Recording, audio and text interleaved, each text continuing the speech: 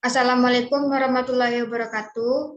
Perkenalkan kami dari kelompok 3A Praktikum Bioinformatika yang beranggotakan saya Febriana, rekan saya Vera Pertiwi, Anita Safitri, dan Siti Zarani Salamah. Pada kesempatan kali ini kami akan mendiskusikan tentang penggunaan aplikasi RStudio. R merupakan software untuk statistika dan analisis data.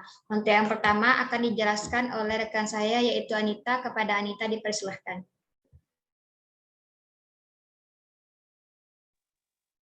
Oke, terima kasih kepada moderator.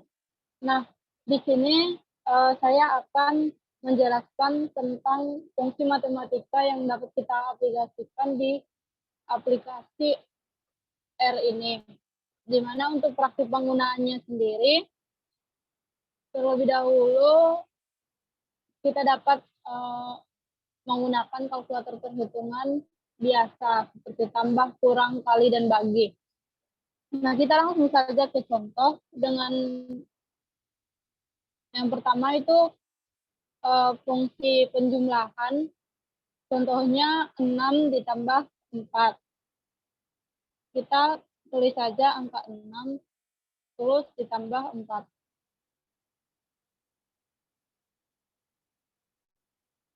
Nah, di sini simbol 1 ini menunjukkan angka yang penjumlahan tersebut merupakan hasilnya gitu. Untuk yang kedua adalah pengurangan. Misalnya 7 dikurang 5. Nah, hasilnya adalah 2. Untuk selanjutnya kita menggunakan perkalian. Di perkalian ini untuk mengganti tanda kali kita menggunakan bintang. Contohnya saja 5 dikali 6. 5 tanda bintang terus 6. Nah, di sini akan muncul hasilnya yaitu 30. Selanjutnya adalah pembagian. Untuk pembagian sendiri kita menggunakan tanda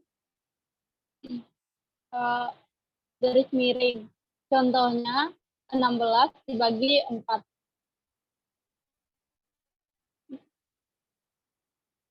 Nah, akan muncul hasilnya adalah 4.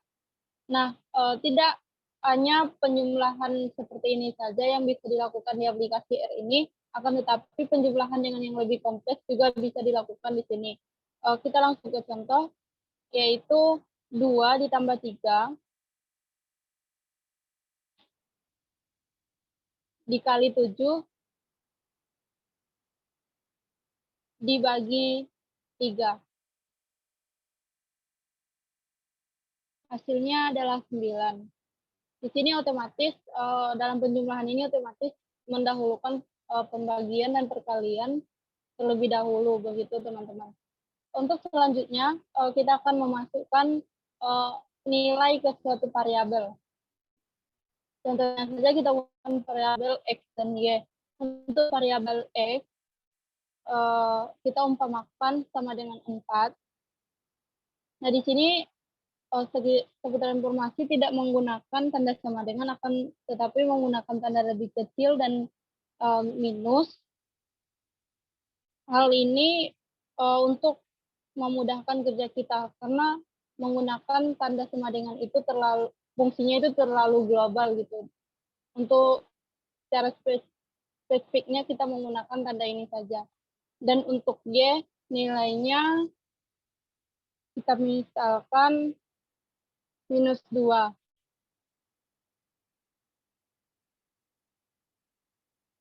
Maksud saya 2 ya teman-teman.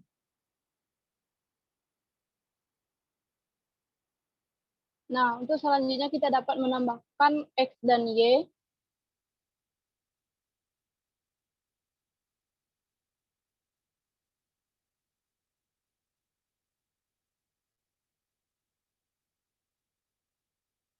X ditambah Y. Nah, hasilnya otomatis akan menjadi 6. Kita juga dapat membagi variabel tersebut dengan contoh kita menggunakan X garis miring Y.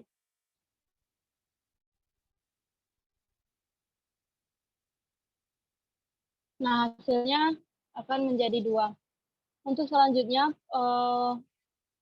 di sini juga dapat kita lakukan perkalian atau penjumlahan yang kompleks, di mana contohnya adalah 2 dikali X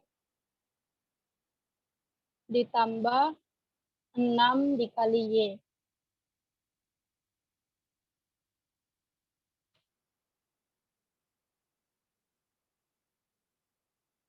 Otomatis hasilnya akan menjadi 20. Untuk selanjutnya, kita juga dapat memasukkan nama variabel berupa kata-kata. Misalkan saja kita menggunakan kata buku dan pensil, di mana kita umpamakan buku sama dengan 10,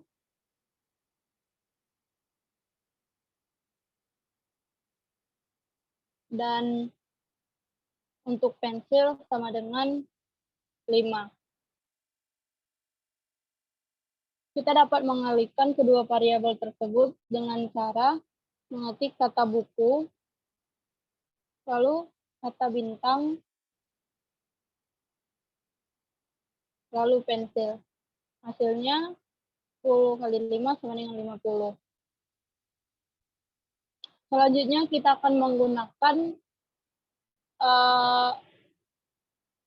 tanda pangkat ya teman-teman. Misalnya 6 pangkat 2. Hasilnya otomatis menjadi 36. Untuk fungsi matematika lainnya, kita dapat menggunakan simbol logaritma dengan mengetik kata log saja ya teman-teman. Di sini kenapa kita tidak menggunakan kata logaritma langsung? Karena di sini yang teridentifikasi itu simbolnya itu log, dan jika kita menggunakan kata langsung, yaitu menuliskan logaritma di dalam aplikasi ini, maka nanti akan teridentifikasi error gitu. Makanya kita menggunakan simbol ataupun rumus-rumus yang telah ditentukan. Contohnya saja logaritma 10.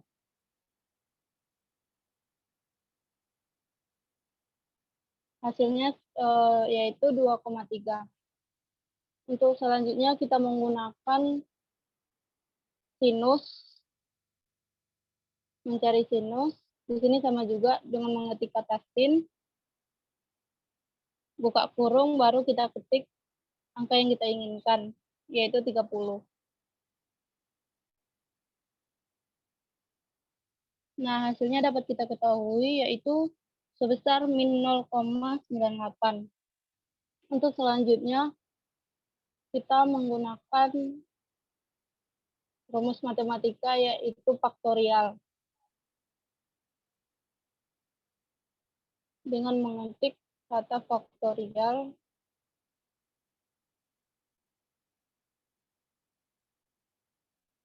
lalu buka kurung, angkanya yaitu 5. Nah, di sini dapat kita ketahui hasilnya adalah 120. Untuk selanjutnya, di aplikasi ini ada fitur help, di mana fungsinya adalah untuk mengetahui arti dan contoh penggunaan sebuah fungsi atau kode. Caranya adalah kita mengetik tanda tanya sebelumnya, maka akan muncul bantuan di panel help di sebelah kanan. Misalkan saja kita tidak mengetahui arti atau contoh penggunaan dari SQRT. Kita klik SQRT. Nah, di sebelah kanan akan muncul deskripsi yang mendeskripsikan arti atau contoh penggunaan dari SQRT ini sendiri. Oke, untuk selanjutnya kita juga dapat mencari bantuan atau suatu topik yang tidak diketahui fungsi atau kodenya, yaitu dengan menggunakan dua tanda tanya sebelum kata kunci. Contohnya, kita buat saja exist.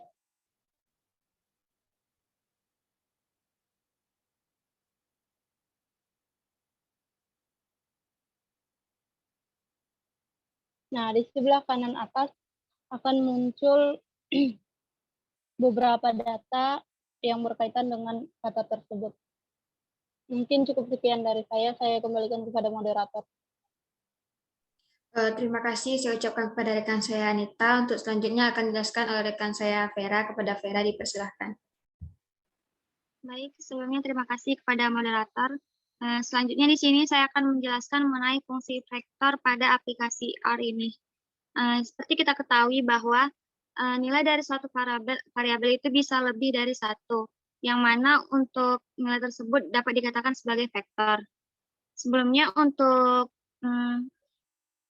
menggunakan fungsi vektor sendiri, dapat kita tentukan variabel apa yang ingin kita masukkan. Misalnya di sini kita masukkan variabel dari lebar, yaitu dapat kita lebar, kemudian spasi, panah ke kiri, kemudian minus, kemudian kita gunakan huruf C, yang mana huruf C ini merupakan combine, yang berarti dapat mengumpulkan semua data. Kemudian kita buka kurung, kemudian kita masukkan data dari lebar sendiri yang misalnya angkanya ada 20, spasi, kemudian 35, kemudian koma spasi 45, kemudian koma spasi 60, koma spasi, dan kita tambahkan satu lagi yaitu angkanya koma spasi 75. Nah, kita enter ke bawah. Kemudian kita coba untuk mengetahui data dari lebar sendiri, kita klik lebar, kemudian kita enter. Nah, terlihat data yang kita miliki yaitu bernilai 20, 35, 45, 60, dan 75. Selanjutnya juga kita dapat menambahkan variabel lain, misalnya kita pakai panjang. Sama seperti rumus untuk lebar di atas, kemudian kita tambahkan C, buka kurung, kita tambahkan nilai dari panjang, misalnya 15,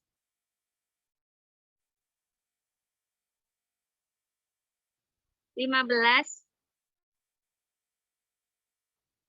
koma spasi 25, koma spasi 30, koma spasi 40, koma spasi 50. Kemudian kita enter ke bawah. Nah, untuk memastikan nilai dari panjang itu dapat kita klik panjang, kemudian kita enter. Nah, pada layar didapatkan hasil dari nilai panjang itu 15, 25, 30, 40, dan 50. Nah, selanjutnya kita dapat mencari atau menghitung jumlah data di variabel yang sudah kita miliki. Misalnya kita ingin mengetahui jumlah dari data lebar.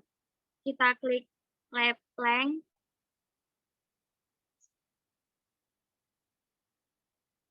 kemudian buka kurung lebar. Nah, kita enter ke bawah, didapatkan untuk nilai dari jumlah dari data variabel lebar itu ada 5. Nah, selanjutnya itu jika kita ingin mengetahui misalnya kita ingin mengetahui data 25 itu berada pada urutan keberapa di variabel kita, itu dapat kita gunakan dengan rumus klik lebar, ketik lebar, kemudian kita buka kurung siku, kita klik 2. Nah, kita enter ke bawah. Nah, dapat kita ketahui bahwa data yang kedua pada variabel kita itu adalah 35. Nah, selanjutnya itu jika kita ingin mengetahui nilai dari rata-rata dari data variabel kita itu dapat kita akan gunakan dengan rumus min lebar.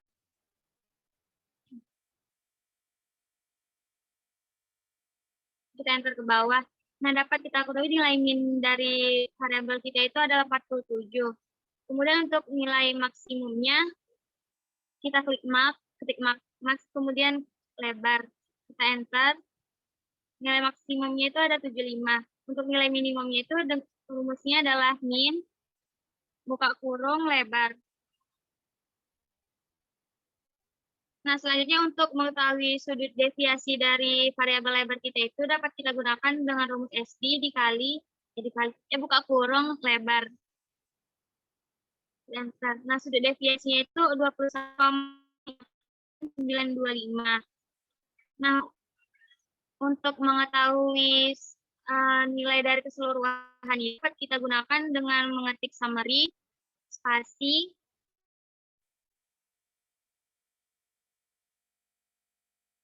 lebar. Kita ketik lebar. Nah, akan didapatkan hasil itu minimum dari data variabel kita. Nilai minimumnya itu 20, kuadran pertamanya itu 35, mediannya 45, minnya 47, kuadran ketiga 60, dan nilai maksimumnya itu 75. Apabila kita ingin mencari data keberapakah yang memiliki suatu nilai, misalnya kita ingin mengetahui data yang bernilai 45 itu berada pada data keberapa. Dapat kita gunakan dengan rumus switch.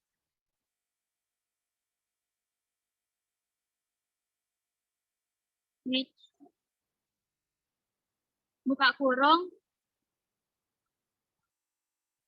lebar,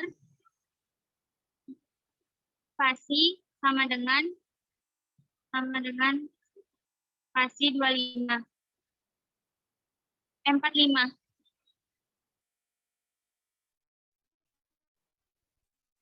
Nah, kemudian kita enter ke bawah. Nah, kita dapat data ketiga. Nah, selanjutnya itu apabila kita ingin menggunakan data itu, kita akan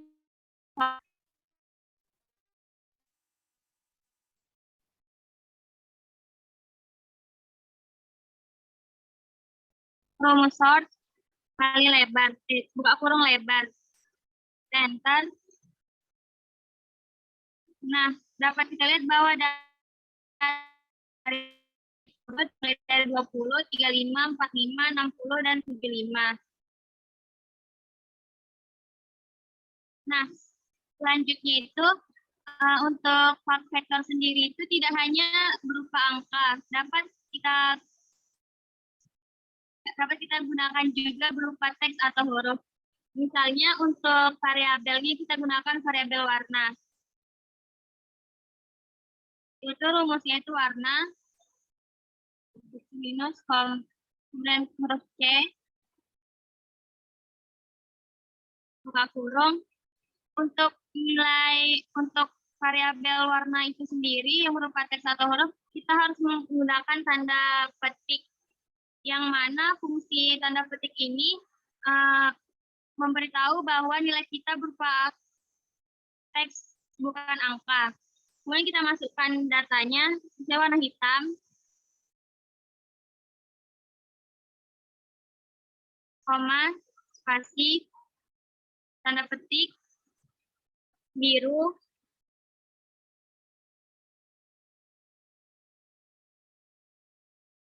kemudian petik merah,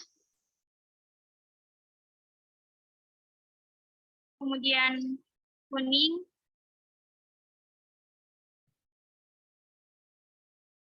kemudian putih. Tanda petik putih.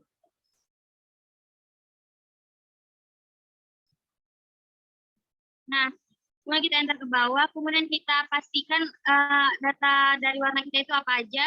Kita klik warna, kemudian kita enter. Nah, dapat kita ketahui bahwa data dari variabel warna kita itu ada hitam, biru, merah, kuning, dan putih.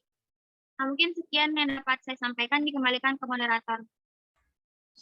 Terima kasih kepada Vera. Untuk selanjutnya akan dijelaskan oleh rekan saya yaitu Rani. Kepada Rani dipersilahkan. Baiklah, terima kasih sebelumnya moderator. Untuk selanjutnya yaitu mengenai tabel. Melalui aplikasi RStudio ini kita dapat membentuk tabel yang mana dibuat dari penggabungan beberapa vektor yang masing-masingnya vektor itu akan menjadikannya dalam bentuk kolom. Nah, format tabel yang biasa digunakan dalam aplikasi ini yaitu dalam bentuk format data frame. Dan langsung saja kita coba. Yang pertama itu cara membuatnya, kita ketik dataku, lalu ketik tanda panah, lalu ketik data frame. Nah, kemudian buka kurung, masukkan variabel yang kita masukkan tadi, yaitu ada warna, lebar, dan juga panjang.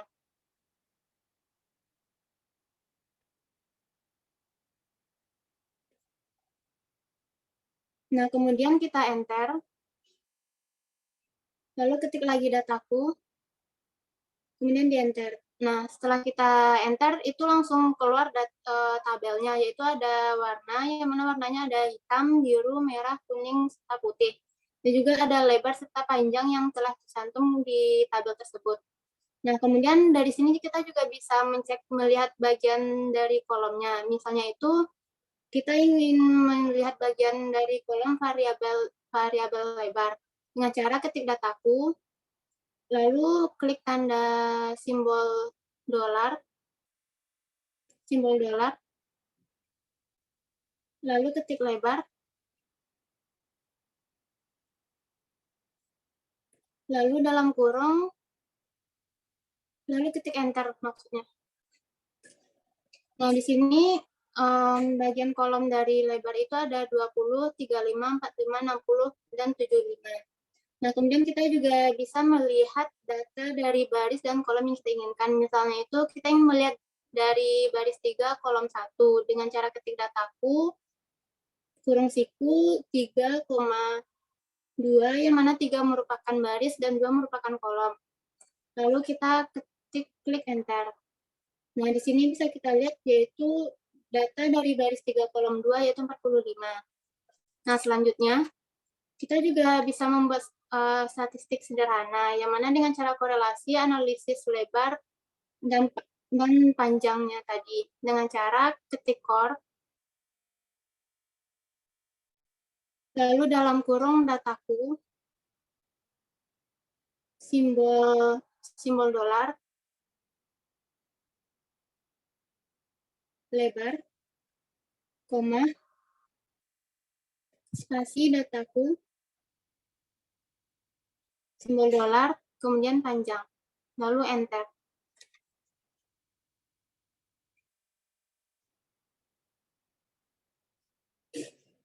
Nah, di sini bisa dilihat yaitu korelasi analisis lebar dan panjangnya 0,999298.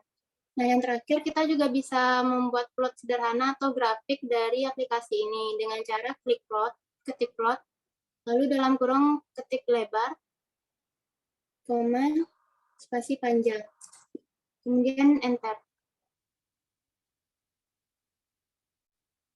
Nah, bisa kita lihat dari share screen sebelah kanan bawah itu merupakan plot sederhana dari panjang dan lebar vektor yang kita masukkan tadi. Baiklah, sekian penjelasan dari saya kembalikan kepada moderator. Terima kasih saya ucapkan kepada rekan saya. Mungkin sekian penjelasan dari kelompok kami. Mohon maaf atas kesalahan dan saya akhiri dengan wassalamualaikum warahmatullahi wabarakatuh.